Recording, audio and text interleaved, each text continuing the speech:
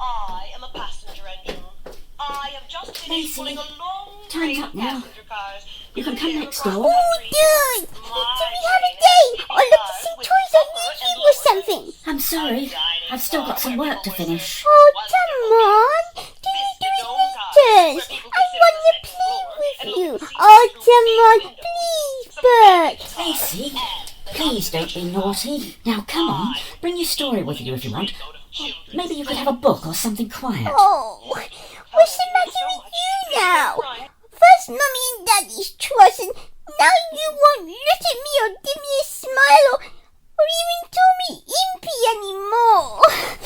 It wasn't my fault, and I'm not going to say it was, so there. Oh, Impy.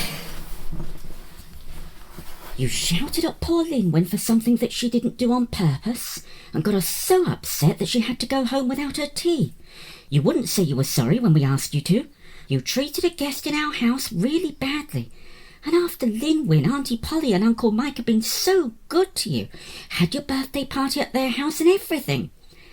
I didn't think you could ever do such a thing. But Bert, I told Lynnwyn not to touch the lettuce in my new play food set. I told her the Velcro needed a bit of sticky on it before we could touch that lettuce. I warned her that if she touched it, the Velcro might come off. And she still went and touched the lettuce.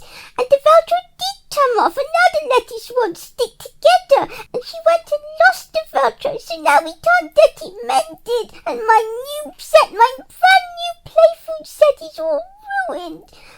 And I hate it when toys get all ruined. Oh, Impy, darling.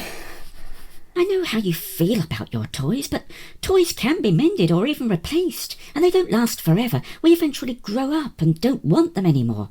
Your friendship with Lynnwyn, if you work at it, could last a lifetime. It's not worth throwing away over a broken piece of plastic lettuce, now is it? Well, but Bert, Lynnwyn's always like this. She never minds what she does with all her toys. She's got cupboards full of them. She only has to show Auntie Polly some things on Ardos or Amazon, and she just has it. She can afford to bash and bust up all her things, but I only has my little toy bots, and I love all mine things, and I take care of them so that none of them gets broken. And I always love it when Mummy or Daddy gets me anything new. But how would Lynnwyn like it if I went over there and broke up all her things? And how would you like it if Lynnwyn shouted at you for something that you didn't mean to do one day when you were over there playing, and made you cry, wouldn't accept it when you said you were sorry, and got you so upset that you had to come home, I wouldn't like that, Bert.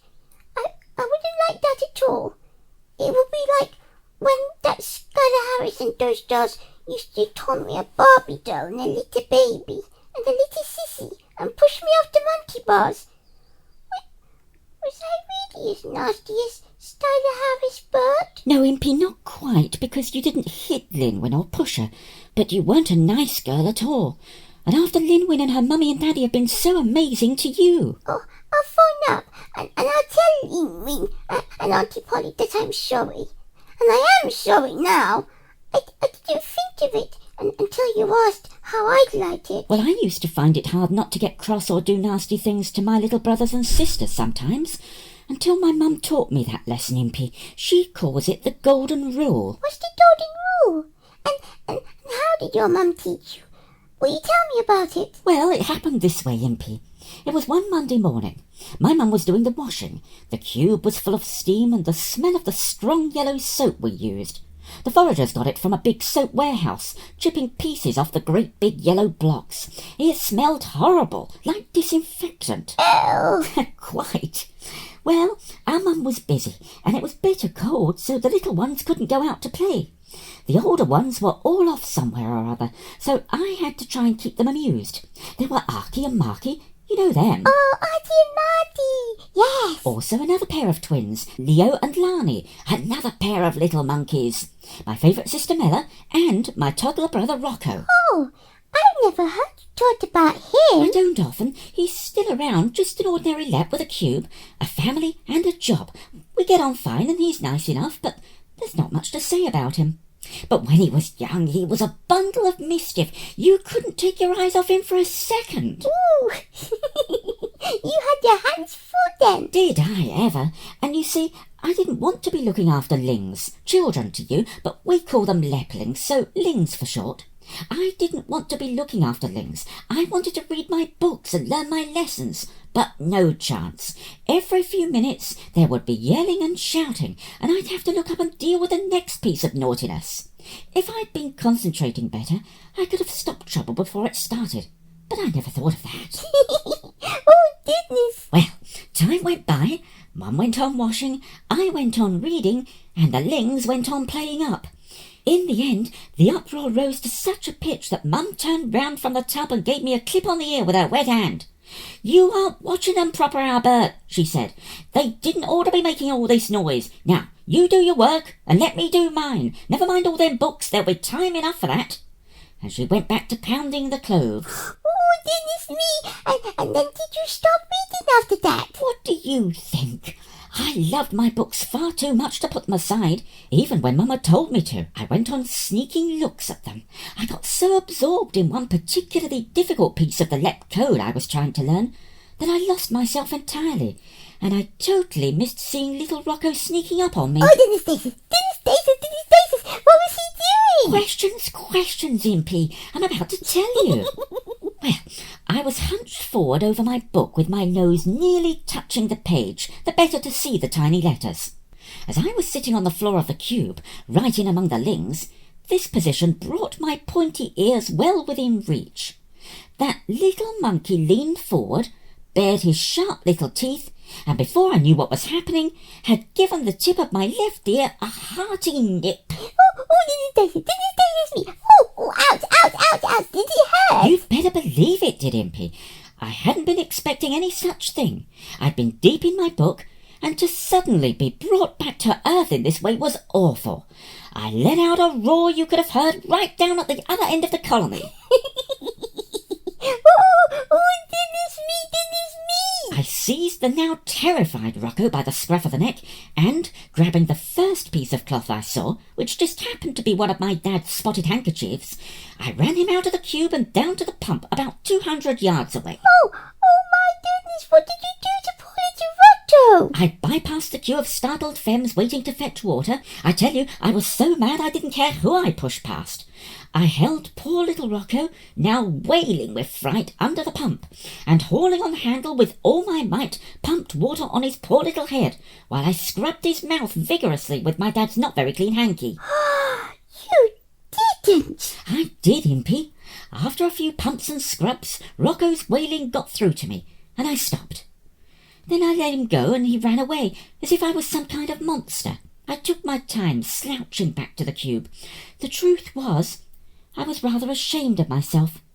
I told myself it wasn't all my fault. Rocco shouldn't have bitten me. It served him right. He needed a lesson, all that kind of thing. And what happened when you got back to the cube? Well, nothing at first. My mum's a wily one. She wasn't going to give me the chance to duck out and run off. She let me go well into the cube and get almost back to where my books were. She seemed to be placidly washing at her tub. I was just about to sit down again when I felt a hand like an iron vice clamp on my shoulder. Oh, no! Oh, yes, Impy. Before I knew what was happening, I was being run at top speed the 200 yards back to the pump. The patient femmes made way for my mum, and there were more than a few snickers and several outright guffaws as my protesting head was shoved under the pump and the handle was plied. Jets of icy water deluged over my head. Then my mouth was forced open, and oh, the dirty hanky scrubbed and scrubbed my tongue, teeth, and gums till I thought I'd choke. Oh, how horrible. It was, Impy. When Mum finally let me go, I came up for air, my head running with water, tears, and something else not so nice. Mum wiped my streaming face on her apron and put her arm round me, leading me back towards home. "Now, Albert," she said, in a gentle voice, very different to the one that she often used to make herself heard in our noisy cube. You won't forget the golden rule another time, will you, my Ling?" "What's the golden rule, our Mum?" I snivelled. "The golden rule's an easy one to learn," said Mum with a smile, "and a hard one to remember sometimes. It's just this. Always treat everyone the way that you'd like to be treated yourself. If you follow that rule in whatever you do, you won't go far wrong." Then she ruffled my hair and went on ahead, leaving me to dawdle back at my own pace very thoughtfully, having taught me something I've never forgotten, Impy. Mum was right. The golden rule is a hard one to remember sometimes, but I've always found that if I followed it, I haven't gone far wrong. And you won't either. Well, I think that your mummy is very, very clever. I want to be as clever as you are and as she is. One day, when I'm big. Do you think I ever will be? Oh, Impy, darling. I think you'll be even cleverer. You think? Well, I'm gonna start my golden rule now. I'm gonna get up and I'm gonna phone T1 and talk to Lynnwyn and Auntie Polly and tell them that I'm really sorry. And then, can we make something really nice to make Mummy's head feel better? I don't like it when she's not well. Can we do that? I'm sure we could, Impy. What do you want to make her? Do you want to use your chef's apron, or do you want to wear your princess one? I want to wear the princess one. And can we make something sweet for Mummy? She likes it when you make that really nice fruit smoothie. Are we going to do that one? Come on, Icky! You can come and help me. I've told you before, and I'll say it again. Icky is not going to be part of this. You know, last time he left the top of the blender. I'm not having that again, all the mess it made.